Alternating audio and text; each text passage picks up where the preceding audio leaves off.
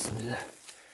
السلام عليكم الاخوه، لاباس بخير؟ راني كلشي مزيان. اليوم جيت نوريكم كيفاش قدرت نصيد هذيك الحجل البري من بالمصيدات التقليديه.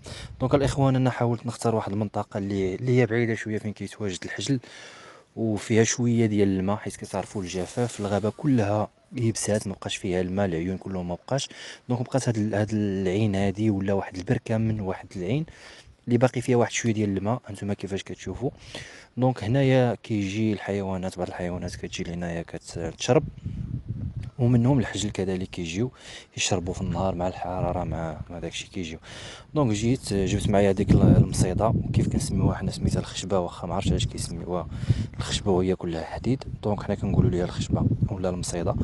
دونك كنجيو كنشدوها بين يدينا من بعد ما كنكونوا درنا ليها الدره وقديناها القارصه ديالها بالخشب وداكشي كامل.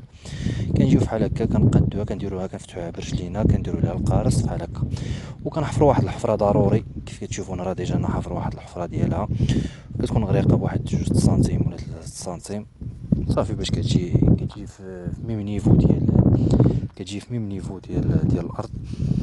صافي كنجيو كنديروا عليها، بعد ما كنكونوا ديجا ربطناها بلوتات دقينا ليها لوتات ودرنا ليها هذاك السلك ديالها ضروري، حيت لان السلك كيلعب واحد الدور مهم في، ربما يجي شي حيوان مثلا بحال الكلب ولا شي قط كبير ولا شي حاجه، ولا الحلوف اللي عنده واحد القوه كبيره ويهرب وتمشي لينا المصيده. وداكشي علاش كنجيو كندقوا ليها ديك المصيده ديالها مزيان بحال هكا. ايوا وصافي كنجيو من بعد كنديروا ليها التراب، نحاولوا ندرقوها مزيان. بعد الناس كتستعمل داك الروتي ديال الحمير ولا ديال البغال، لانه كيكون خفيف، وملي كيكون كيديرها من فوق المصيده ما كتطرطقش ما كتطلعش، وكيكون هو في مأمن. بعض المرات كتكون قاصحه باش انك تشدك من يديك. راه واحد الالم الاخوان ما يمكنش تصوروه، ديجا جربته، راه اليدين ديالك كيبغيو يتقطعوا. يحسن عوان هذيك اللي كتشدها في المصيده. دونك صافي كتجي فحال هكا، كنجي كنديروا ليها التراب مع الجناب ديالها. التراب مع الجناب كيكون مخلط ماشي مشكل، واما التراب اللي كيكون عليها من فوقها من الفوق خاصو يكون مصفي مزيان.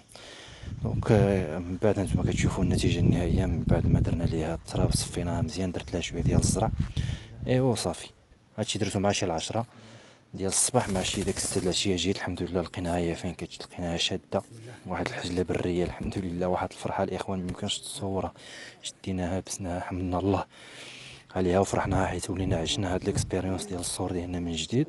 صافي كون خليناها باقا واحد الساعه، واحد نص ساعه اخرى مازال كنا رجلها تقطع. انتما كتشوفوا الاخوان، نخليكم مع هاد الصور، وشكرا بزاف على المتابعه.